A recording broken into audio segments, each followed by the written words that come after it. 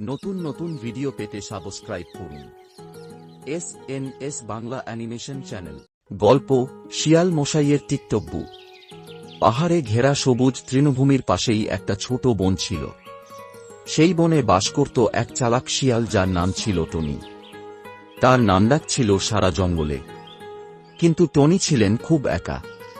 একদিন তিনি ভাবলেন, একটা বউ নিয়ে আসি। সংসার হলে জীবন জমে যাবে। তাহলে কি আর দেরি করা যায়? টনি বনের পশু পাখিদেরকে নিয়ে জাঁকজমকভাবে অনুষ্ঠান করে বিয়ে করলেন এক সুন্দরী শিয়ালি, যার নাম ছিল গিন্নি, যার সবচেয়ে বড় শখ ছিল টিকটক বানানো। বিয়ের পরই শুরু হলো মজার কাণ্ড।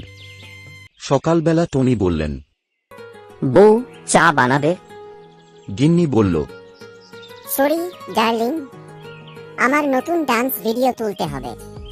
টনি বললেন, চা বাদ দাও, দুপুরে একটু মাছ রান্না করবে তো? গিন্নি হেসে বলল, মাছ ধরি না, হাত নষ্ট হয়ে যাবে। আমি আজ রান্নার রেসিপি ভিডিও করব। এরপর টনি বুকে রাজি করালেন বাজারে যেতে। গিন্নি একটা ফোন হাতে আর অন্য হাতে একটা ঝুড়ি। বাজারে গিয়ে সে কিনল না কিছুই, বরং নানান দোকানের সামনে দাঁড়িয়ে টিকটক ভিডিও বানাতে ব্যস্ত। টনি বললেন, বউ, খাবারের জন্য কিছু কিনবে না? গিন্নি হেসে বলল, খাওয়া কি আগে না ভাইরাল হওয়া? দিন যায়, টনি বিরক্ত হয়ে গেলেন। বউ সারাদিন টিকটক বানায় আর ফলোয়ার বাড়ায়। অবশেষে টনি একদিন বুদ্ধি করে বললেন, বউ, আমি শুনেছি বনের ওপারে একটা জায়গা আছে যেখানে গেলে সবচেয়ে ভালো টিকটক বানানো যায়। সেখানে গেলে ফলোয়াররা ডবল হবে। গিন্নি তো দারুণ খুশি, সাথে সাথেই রাজি হয়ে গেল। টনি তাকে নিয়ে গেলেন সেই বনের গভীরে। সেখানে গিয়ে বললেন, এই জায়গা তোমার জন্য পারফেক্ট। এই জায়গায় এসে যে ভিডিও বানিয়েছে সেই ভাইরাল হয়েছে। তুমি এখানে ভিডিও বানাতে থাকো। গিন্নি একমনে ভিডিও বানাতে লেগে গেল।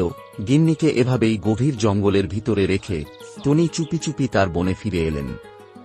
যখন নিজের বাসায় এলেন, তখন অন্যান্য পশু পাখিরা জিজ্ঞেস করল, বউ কোথায়? টনি হেসে বললেন, ও ভাইরাল হতে ব্যস্ত, তাই ওরে এমন জায়গায় রেখে আসছি জীবনের তরে ভাইরাল হয়ে যাবে। আমি এখন শান্তিতে আছি। গল্পের শিক্ষা, কোনো কিছুর প্রতি অতিরিক্ত আসক্ত ভালো না। অতিরিক্ত আসক্ত মানুষের জীবন ধ্বংস করে দেয়। তাই টিকটক বউ বিয়ে করার আগে 100 বার ভাবুন।